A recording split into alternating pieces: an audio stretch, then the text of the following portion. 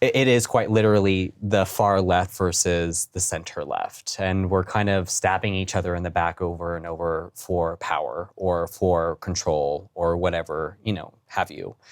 It's very prominent in Denver. We've kind of seen it with the ousting of Candy City Baca, the ousting of Hernandez and Epps. That is done truthfully by the moderate Democrat, right? It's kind of like they have the establishment, they have the power, they'll kick those people out. That is what's happening.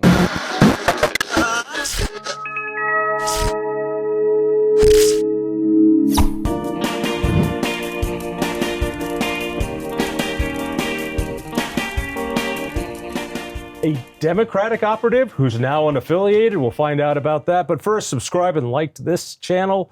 Click on that little bell icon for notifications. Find the Devil's Advocate podcast on your favorite platform. Adrian Felix. First, I got to ask you, you dress like this at home? Nope, just for you today. I'm very, very honored. Yes. All right, so you were part of the Denver Democratic operations here. You were the treasurer of the Denver party, right? I was the secretary. Secretary. Yes, I served for 3 years from, I believe, 2022 till the end of last year. You also did Young Democrats? Yes, I served as the Denver Young Dems president for about 3 years.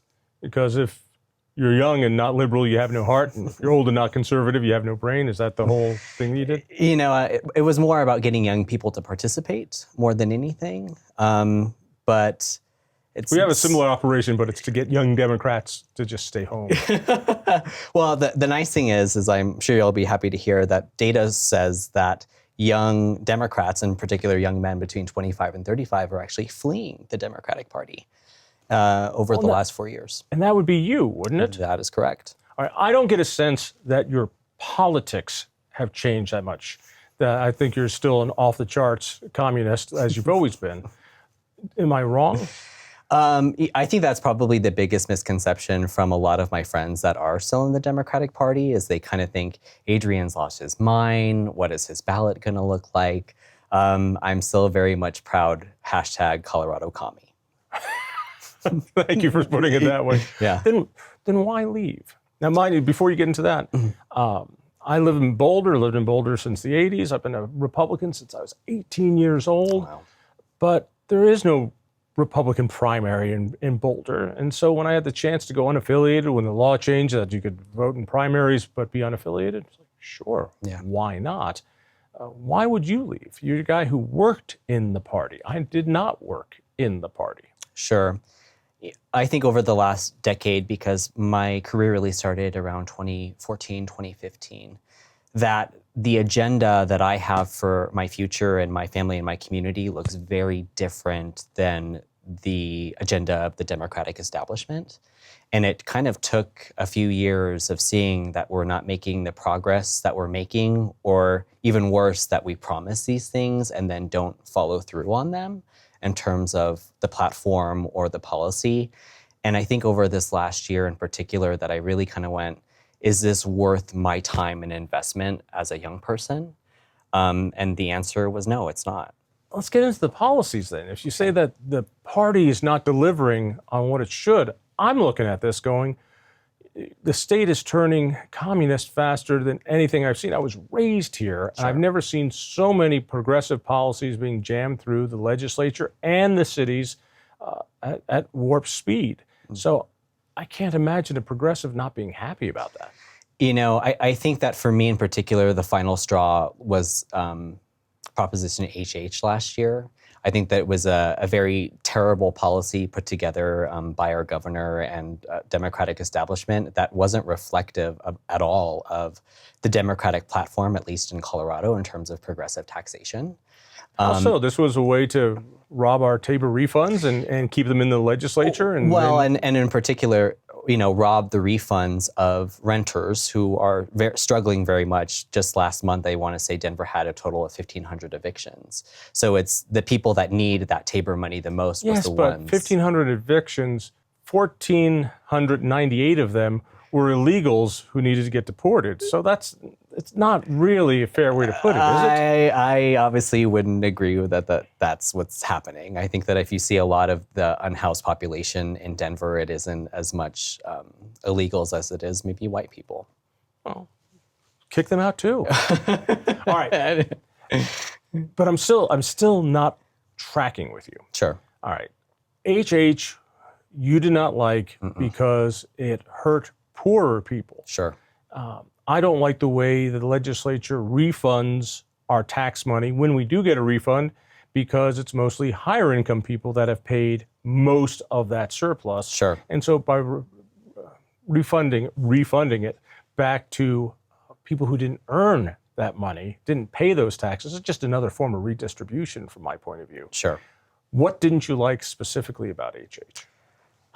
Well, I think that's an interesting way of putting it, because again, the platform of the Colorado Democratic Party is that we believe in progressive taxation. So that is very much that the wealthy should be the ones doing the Then HH you should have loved. No, not in this case. It felt like it was more of the rich are the true beneficiaries of it all, because at the end of the day, they wanted a property tax cut, and they were going to do that at the expense of poor people and taking away their TABOR refunds. I mean, at the end of the day, with the special legislative session that just happened, I feel that that's what happened anyways, which again is not what I would have wanted. I also think that it's not in line with the platform. So it's not progressive taxation, and you can say that you don't like it, which is fair. And I don't. Right, but don't be telling voters that this is what we believe in if we don't actually believe that, and that is why I left. Over that one issue of HH? Well, I mean, they're giving you everything else. They are redistributing wealth like never before in Colorado history. They're taking away our gun rights. They're taking away our property rights. They're doing all sorts of things that any good young socialist would love. Well, I think that there is going to be disagreement about that, because I think that any assumption that Jared Polis is a progressive is just flat out wrong. At the end of the day, he serves the interests of his own wealth and the wealthy. He's a moderate. And so I think that if we were to actually have a discussion with the progressive wing of the Democratic Party, in particular in Colorado, they're not getting what they want. And a lot of that is Jared Polis is the one who decides what goes forward and what does not. Very rarely has Jared wielded his veto pen. On rare occasions, he has. Sure. But it's not like I see him out there championing free market stuff, this kind of stuff that I like. I see him signing on to environmental craziness that is just unsustainable. I'm seeing build his regulatory world that we've never seen in Colorado. I see government growing.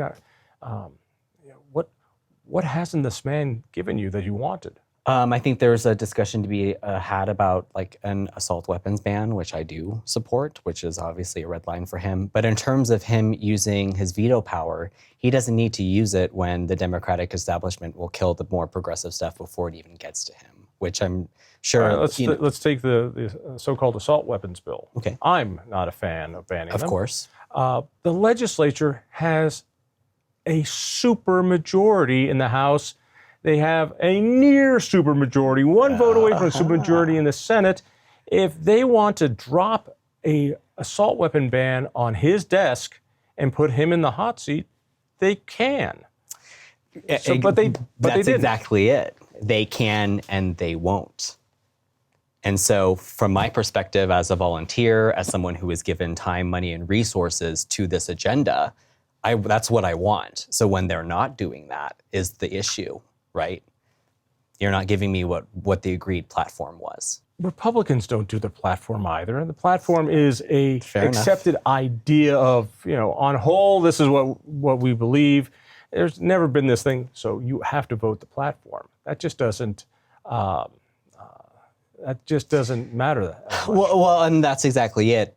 So then why tell people or voters when we're knocking door to door to take a look at our platform if it's just a meaningless document? And when you were at the party, is that what you would do? Yes. That's exactly what we would do, is we would point to people that these are our values, this is what we stand and believe in, and that this is the agenda at the end of the day. It's not. It's just a piece of paper. Do you think your goals are served better as an unaffiliated voter? It's interesting because obviously this will be my first election as an unaffiliated voter. I'm looking forward to, the many ballot initiatives, as our ballot is going to be very long, and what I can do to support those things that aren't necessarily so partisan. It's going to be nice not having to go door to door to promote a candidate. I'm very much looking forward to not being involved in that. Would you all. actually knock on doors? Were you part of the? Oh yeah, I've knocked plenty of doors in my life. That is tough work. I don't think Yes. people understand how grueling it is to Yes. walk around. Mhm. But who does that work if everyone follows your example? That's for them to figure out. Really? that ain't my problem. Because then you're going to have candidates, not parties, trying to reach out to voters. That's just not very efficient, is it? I think the crux of the question is like whether or not the party actually supports these like type of candidates. Because I mean, the Democrats had some like very rough primaries over this last primary season, right? So there are candidates that I probably would have knocked doors for that I wouldn't post primary because of how they acted and the ways that they maneuvered in terms of their own primaries. But like when you kick out who I thought were fantastic legislators, it's not worth my time, and I would tell anyone the same. That Who are those fantastic legislators? So I am a big fan of Representative Epps. I think that she is a very strong Black woman who's like willing to put herself on the line. I would say her. She's probably my favorite. She lost a primary. Yes, she certainly did. Is it just that you're pissed off about that? I think that People I like have lost plenty of elections. well, I think that it's certainly part of it. I think that the Democratic Party also very much put a target on candidates that were people of color, because we can see that those were the only ones that were targeted. And this kind of shift to get rid of these progressive candidates, they were all people of color. You really think Democrats were targeting somebody like Epps because of the color of her skin, not because she's unhinged? Unhinged in what way? Unhinged, like, I don't know, yelling from the gallery. That's nothing. That's not. What do you mean that's unhinged nothing? behavior? She didn't ask for a coup. She didn't storm January 6th. I've been around. I've been following this a lot longer than you, Junior. Let me tell you, I have never seen any representative or senator behave like that. Well, I mean, that's a decorum issue, and decorum is often used against people of color for this very reason. Again, it was the end of the world. She yelled from the stands. No one got hurt. That how you want to run the operation? Well, I mean, yeah, it's like it was a moment of passion. Like, allow people to have. Wait a minute. So I just want to make sure I got this. Yeah. As long as it's a moment of passion, then it's okay to disturb the proceedings. Disturb the proceedings. What work didn't get done?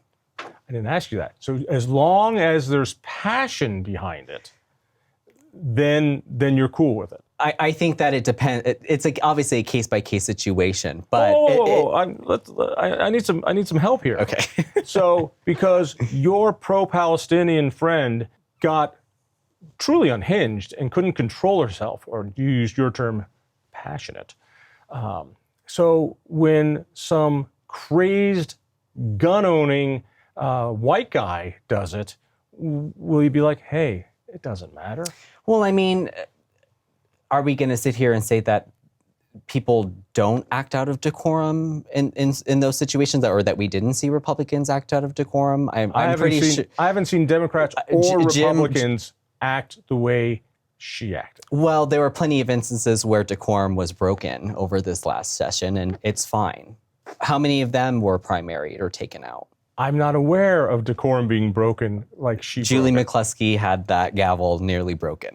Like, let's, All right, back to the point, though. Yeah. Is it possible that it wasn't because of the color of her skin, but the content of her policies? As a guy who despised Obama, I can't put down Obama's policies without being called a racist. And there's no way to look into a man's heart, but I don't give a damn about the color of his skin. I cared about what he was doing, what he was spending, the policies he was pushing, and how he was pushing it. In the same way with Epps, is it possible that people voted her out not because they're racist, but because she is outside the norm of accepted policy right now of opinion? Well, again, outside the norm. The norm of her constituents, because her constituents made the call. Sure, absolutely. And there's obviously, I think, a narrative about how much money was spent in terms of her opponent against her. But her policies were very much in line, again, with the platform. If the issue was, and in the particular instance that you're talking about, the Israel-Palestine conflict, the Colorado Democratic platform says that they are against all genocide. So how is what she's saying completely unhinged to her voters when they very much agree? One, it's not a accepted fact that it's genocide. I trust the International Court of Justice on this. You can. I don't think the International Court of Justice actually had a trial. So I don't think there was a war crimes tribunal a la Well, I mean, Nuremberg and that's after coming, this. but from the investigations that they've done thus far, they've both seen both the use of apartheid as well as genocide. We'll see what happens. Getting back to this, just so you know where I am on this, Mm-hmm. I hated that she lost her race. I thought she was a gift that just kept giving. Okay. She and Tim Hernandez were, I would want nothing but for them to be there permanently with a permanent camera. I would love to have the EPS cam on her all the time just to see when she goes off her rocker. Because I think it's something that the left does very well with right-wing nut jobs. That, you know, they'll have the Klingenschmidt guys, and they're just, man, they keep giving. The Dave Williams, they just keep giving. And so it's nice that these guys were so out of bounds, even the leftist media couldn't ignore it. I mean, That's your response? well, again, it's what we consider out of bounds. I don't think that that's the case at all. Isn't this just sour grapes? Perhaps. Your chick lost. Listen, Deal I'm with here it. to advocate for the devil. It's sour grapes. Sure. Sour grapes. All right. And that drove you out. It was a lot of leading factors over those last 10 years of just issues with people and kind of like the systems in place and dealing with people that you don't want to deal with. It was a slow thing, but over this last year, it was like, I'm good. You have a unique point of view because most people, most observers are saying that the progressives, the socialists, I jokingly call them communists, but they're democratic socialists. Colorado commie. That they're turning off voters because they are out of step with their constituency. At least, God, I hope they're out of step with their constituency. Maybe you're right and they're not. And I love watching the Civil War break out amongst the Democratic Party. And tell me if you think I'm onto something here. Sure. The Republican Party means nothing. All right, they're in a super minority. Sure. They do not control any levers of power in Colorado, except the occasional small town and maybe a small city. But that's it. Nothing. Not the courts. Not the governor's branches. Not the legislature. Not the city councils. Not the county commission. There's no power there. Sure. But yet we just love reporting on Dave Williams and reporting on stupid things that happen. But I sense there's a real civil war brewing inside the Democratic circles between people who feel like you, hardcore Democratic socialists, and good old-fashioned Democrats. Sure. Am I off? Because I think that's where the attention ought to be. Sure. I think that it would be disingenuous for me to say that that's not the case. In Denver, that is, I think, the main issue. I'm from Weld County, right? Where What is the main issue? Describe it. it is quite literally the far left versus the center left. And we're kind of stabbing each other in the back over and over for power or for control or whatever, have you. It's very prominent in Denver. We've kind of seen it with the ousting of Candy City Baca, the ousting of Hernandez and Epps. That is done truthfully by the moderate Democrat, right? It's kind of like they have the establishment, they have the power, they'll kick those people out. That is what's happening. So you are onto something, absolutely. And you really think it's center Democrats policing the party? Oh, absolutely. How does it work? Well, I mean, it's kind of like at a House district level. Let me be very clear that the people that were taking positions in the Democratic Party in HD6 were very much moderates. Mark Cameron, who was like a prior chair of the Denver Democratic Party, is a very proud moderate. You would never hear him say anything leftist. He took on many volunteer positions in HD6 during the primary, while also very much endorsing Sean Camacho, right? So again, you see that there's like this establishment taking over control of what would be a House district leadership, which shouldn't be doing that, and then moving in the district to oust Elizabeth Epps in this case. There's going to be a proposal in the fall ballot that takes away our primary system and puts in a jungle primary, followed by ranked choice voting of the top 4. Does that appeal to you? You know, it's one of those things that I'm certainly going to have to do my research. From what I understand, it kind of benefits candidates who have a little bit more cash, I guess, from what I've heard. Doesn't every system? Oh, well, exactly, right? It's like the system already does that now. I mean, Jared Polis can buy a governorship without any issue. The rich can already do that. In terms of what this new system looks like, I truthfully don't know. Obviously, the Colorado Democratic Central Committee voted to oppose that initiative, I think yesterday. And I'm sure they have and so did the Republicans. Did they? Yeah. Or if they haven't, they will. They will. On one hand, it kind of makes me go, you know, like, what's going on there that they're not such a fan of? Also, for Kent Theory, who's behind that initiative, I don't think there's a better advertisement than say both parties hate this. I think that's going to be one of their lead points. Oh, absolutely. I recently saw a digital ad yesterday that was exactly that. It was the party establishments don't like this, and that you know, any type of electoral system should be about voters first and not parties, and they're not going to like that. All right, so let's take your actions and extrapolate this. Okay. So if more and more hardcore progressives, communists like you, decide, I've had it, and they pull themselves out, does that help your cause or does it hurt your cause?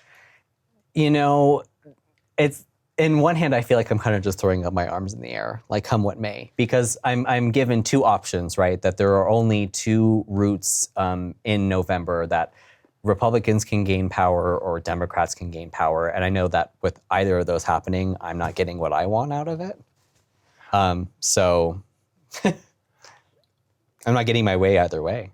Yeah, because you're out of step with the common politics here. Right. You are. Sadly, so am I, and don't worry, the city is turning your way over time. It will become a San Francisco hellhole, and you'll be very happy when that happens. I'm just trying to understand how you want to get from here to there by not playing politics. Sure. So recently in April, my sister passed, and I've been thinking a lot about the onus of my life, about who, like, the responsibility falls upon in any instance of protecting myself, my community, my loved ones. It's ultimately me. I think You should buy a gun. Yes, I should, right? I think that over this last decade, I put an incredible amount of trust into people that didn't deserve it, that didn't have my best interest at heart. Put some names to that. You know, Jared Polis is probably the biggest one. Over my last decade of activism in Democratic politics, that's probably my biggest regret, was ever supporting him. I want you to dive into that. Why? Be precise if you can. Sure. Well, I mean, when he ran in 2018, 2019, I remember very clearly his literature, and he said, I'm a progressive Democrat. That's not the case. Well, I remember his literature going, I'm a libertarian Democrat. Yeah, and there's something to be said about that. And when he's in front of a business group, he's a business-friendly Democrat. When he's in front of an environmental group, he's an environmentalist Democrat. Right, and that all comes down to... You know what that means? He's a frickin' politician. I've met plenty of politicians who are, I think, at the very least, decent people or honest. He's dishonest, and that's What's where he dishonest about? I mean, I think that being progressive, I think there was a few instances even last year with HH where he simply wasn't telling the voter the truth about what was going to happen, right? It's dishonest, and that's not my value. It's not something that I care to perpetuate in order to make the Democratic establishment happy. Yeah, he's a dishonest human being, and I'm not for that. I refuse to help that. It's a regret of mine that I did. Is it that he's dishonest or that he hasn't pushed things as leftist as you like? No, I would say that he's dishonest. He has no intent of ever doing those things. Give me some more examples. What did he do that was so very dishonest? And mind you, I've known this guy for a quarter of a century or more. And I would say, while you're thinking that over, I have never found a politician better at being a politician than perhaps Jared Polis. That he has the policy chops to razzle-dazzle people and to rope-a-dope them better than any politician I've seen. He can handle reporters because he can spit back what sounds like great policy, even though it's inconsistent with what he said before, but the reporters aren't fast enough to keep up with him. And by the time they catch up, he's on to the next topic. Well, I mean, you just said it, right? Inconsistency. I'm not here to support inconsistency. Well, you're only going to have 2 more years with Jared Polis. Who do the progressives want as the next governor? That is such a good question. It's a question that's been on my mind certainly over this last year. Jared Polis wouldn't be considered a lame duck, but to me he is, because it's kind of like nothing transformational is going to happen over the next 2 years. In terms of who should replace him, that is a very tough question. Of the names that I've heard, I can't say any in particular that I would care to support at this point. So you're just another commie who likes to bitch about things. So let's put it this way. Okay. If Jenna Griswold and Phil Weiser are battling it out for the nomination, who are you going to back? Jenna Griswold. Why? She gave a speech last year at our annual Democratic dinner that I think was very progressive in the sense that it's what I wanted to hear. I also think that it would be nice to see younger people in politics, as that's kind of why I participated for so long as well, is that I wanted to see young people in these positions. Don't worry, you'll change your mind in plenty of time. So. Well, at the end of the day, though, the cycle of life is those young people will be in power one day. What did Griswold say in that speech that turned you on? Sure, there was the discussion about an assault weapons ban, which she was for. Let's be clear about that. I want to say she'd also talked about affordable housing, which is a crisis to me in terms of my generation being able to afford homes. I would say I'm leaning towards her, but it's 2 years away. Her solution to the housing crisis is what? I would imagine building more. Not that fixes anything right away. I think that's something that people have to be patient with. Do you not see the connection here that it's urban growth boundaries and growth control that stop people from building more? We have an empty state. Sure. 98% of the state isn't even touched. Sure. So it's a progressive policy of urban growth boundaries that keep it from growing. I don't see Janet Griswold being the one saying we need to let developers develop all this vast land. Half the state is our plains. I have a feeling she'd be more like, we need to control rents more. We need price controls. I can't speak to that. I don't think she's ever said anything of that nature. Yes, the rent is too damn high. Yes, Those it of is. us who believe in the markets go, yes, that's what happens when you tell people they can't build. Sure. That's what happens when you tell people they can't build condominiums because they're going to get their asses sued. And every time there's a construction defects bill, the legislature doesn't pass it. So my feeling is get rid of the growth boundaries, pass something that protects people who want to build condos. In terms of like controlling rent, I've seen the arguments for and against.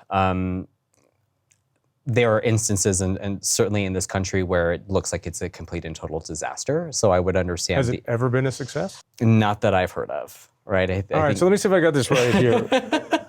Adrian, listen, I'm for building more houses. You want to build more houses. Yes, you haven't please. seen rent control anymore.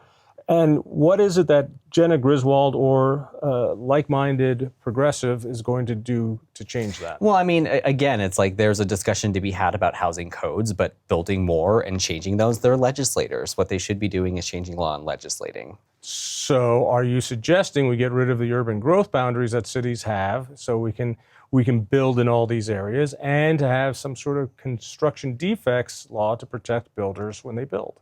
How about yes? Does that sound good? All right. So you're a communist who wants the marketplace to finally be free to help people. Hashtag Colorado Commie. Yeah, well, that just shows you how consistent communists are. Well, of course, like anyone can go from here to, right to left on certain things, but I would say that in most things I'm a progressive, but it's not always the answer. All right, so when it comes to building, obviously you're not. Let's talk a little bit taxation. How do you feel about the Denver taxes coming up? I'm certainly not a fan. I think that with the upcoming ballot initiatives to provide affordable housing through a regressive tax is just not the answer. Again, as I stated earlier in our segment, that 1,500 evictions, why are we taxing those people more when it's very clear that they can't afford it?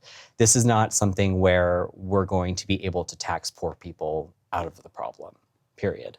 So I also think that that's kind of the sentiment around Denver. I think that the two sales tax initiatives are dead on arrival, to be quite honest. You think they're both going to fail? I do. And you'll be voting against them? Absolutely. Minimum wage. It is ridiculously high in this city. It's $18.29, and it will only go up from there. I'm seeing restaurants go out of business. I'm seeing small businesses go out of business because of it. Would you like to see that minimum wage higher? I think that it has certainly contributed to a lot of issues that are happening in Denver. But what I will also say is, like, in terms of like business ventures, and if you're a restaurant or you're a business owner, you kind of have to take that for what it is. Like, sometimes your businesses fail, Well, sometimes your businesses fail because your competition puts you under or the economy isn't good. But when government regulation comes in and says, we're going to raise your taxes on the Family Leave Act, so there's going to be a 1% payroll that Sure. you and your employees are going to have to handle, and you're going to have to do a minimum wage now, so you can't afford those folks.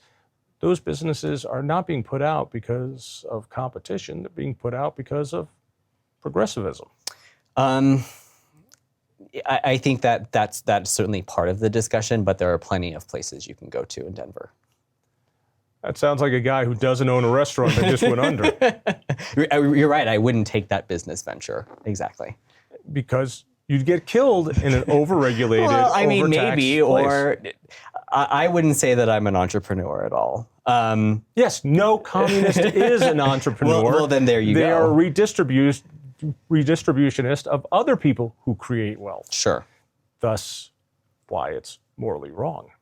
I'm going to advocate for the devil here. Advocate. Glad you feel comfortable taking other people's money. There is no shortage of businesses or restaurants with all of that government regulation within Denver. I could probably eat at a different restaurant every night in Denver for the rest of the year and be totally fine. You might be able to. Compared to years ago, do you think there is more per capita or less per capita? There's enough for me to enjoy the diversity of restaurants. So it's about you. Essentially. This is what I like about communists. They know what's best for other people based on what's best for them. You got it in spades, man. Would you say there's not enough diversity for your taste in Denver?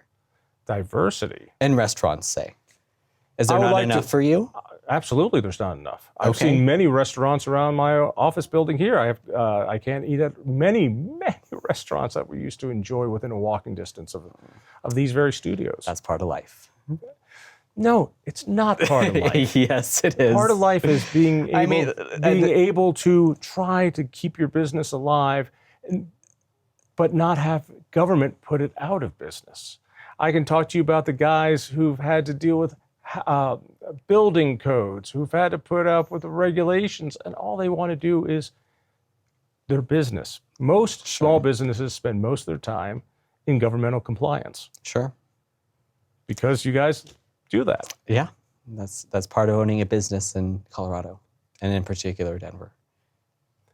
All right, so help me with this. Because I'm not as smart as your average communist. So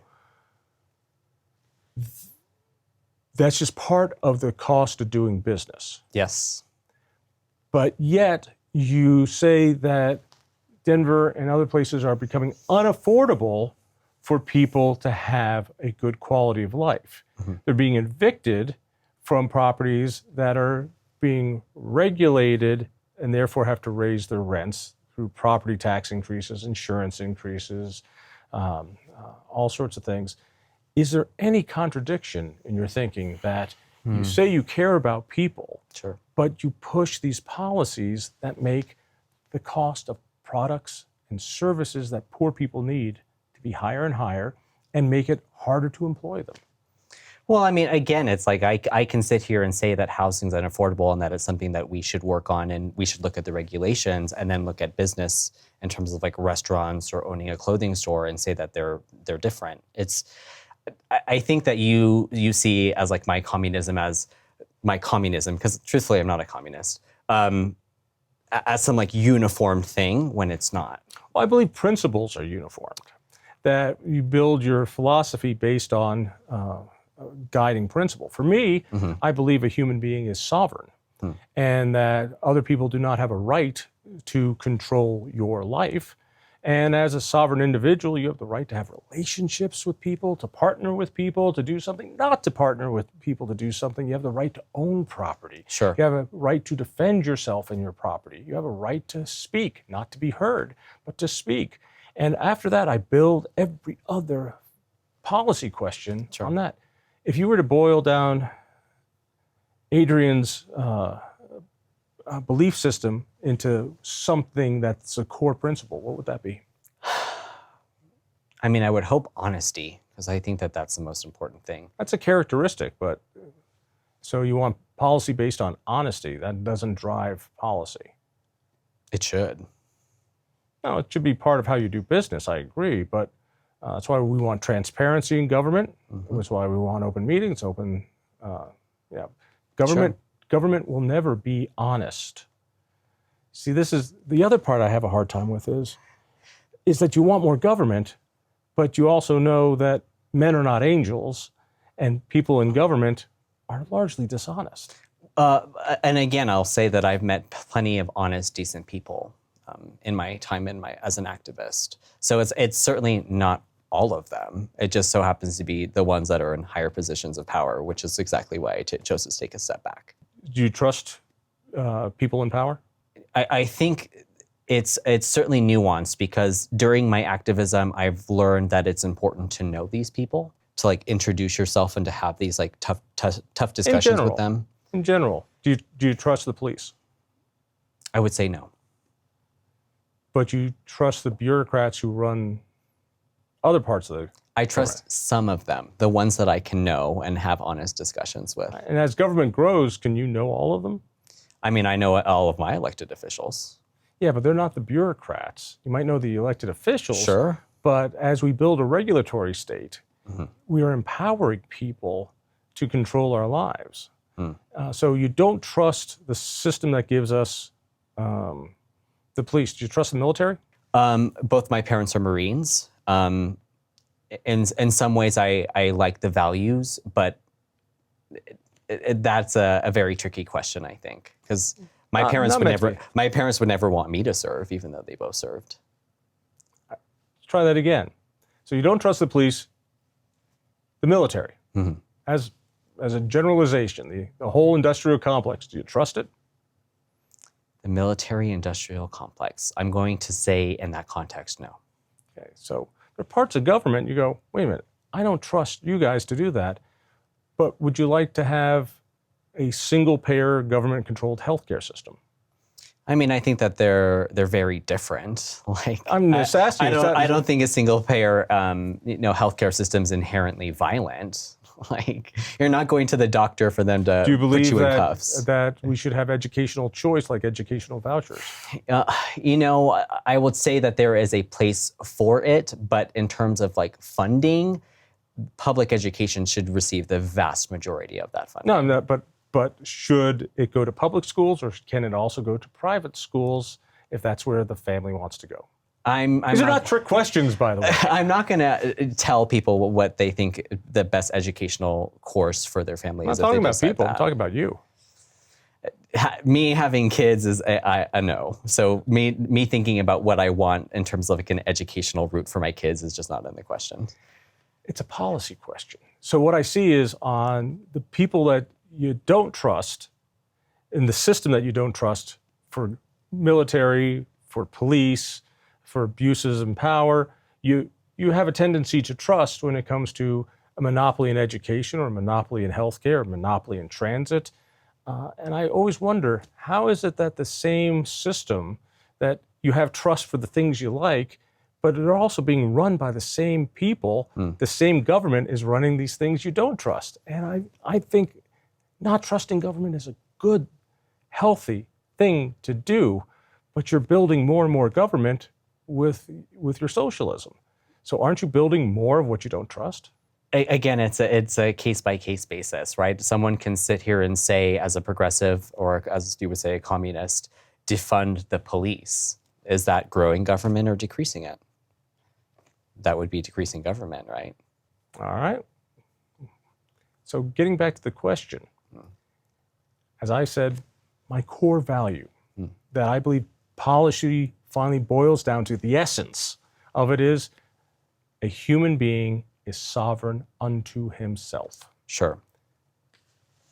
Yours?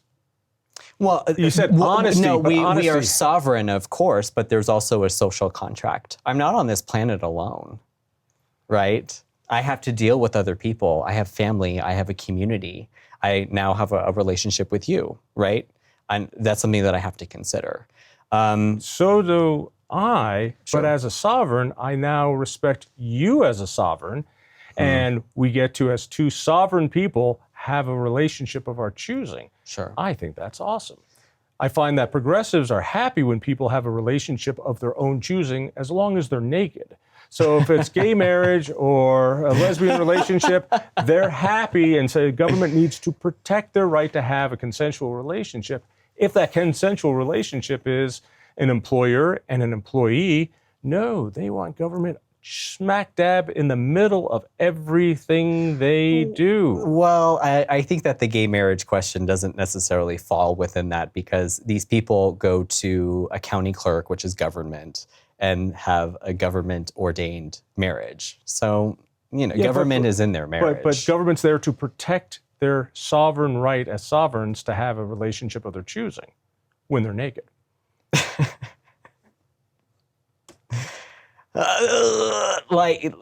Yes and no, because it's not a free-for-all in terms of being sovereign. You can have a relationship with a child, at least I hope you're not. No, because a child is not an adult yet. So you don't think children, maybe 16 or 17, 18, aren't sovereign? That they can't make their own decisions? No, because they are still legally responsive. Their parents are still legally responsible and liable for everything they do. Sure. We can argue about an age of emancipation, which used to be early teens and now seems to be in the early 40s. So, all right, let's wrap it up here.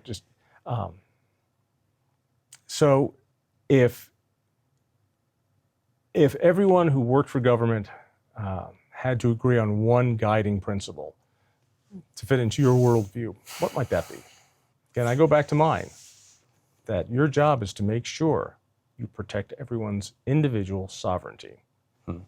Your job, your orders when you become king to every one of your minions working for you is what? Transparency. I think that's would it. Be it. So you can be as abusive as hell, but as long as everybody knows it. You asked for one. If you want more. I just want the one. The one. That's something that I'm going to have to think about.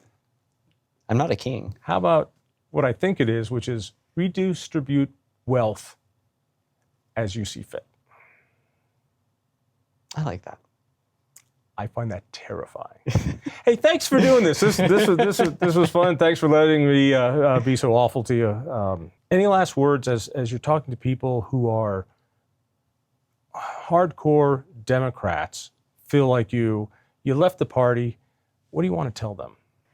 What I would say is probably be conscientious about where you're putting your efforts and where you're seeing the output. And if you feel that you're ultimately not going to get those things, vote accordingly. And to the media who's not reporting on this civil war going on inside the Democratic Party? I mean, it's more fun to watch Republicans, to be quite honest. Yeah, Dave Williams is hilarious. But it doesn't matter. It's like watching little toddlers fight. They have nothing to do with what gets passed or failed. I work in broadcast. Things are going to be ratings driven, Fair enough. Adrian, thanks. This was an absolute kick. Thank you for having me. If you enjoyed that conversation, by all means, click one of these other great programs. We have the best conversations with the most fascinating Coloradans. And subscribe to our channel. Just click down below and hit that little bell button too. You don't want to miss a single show.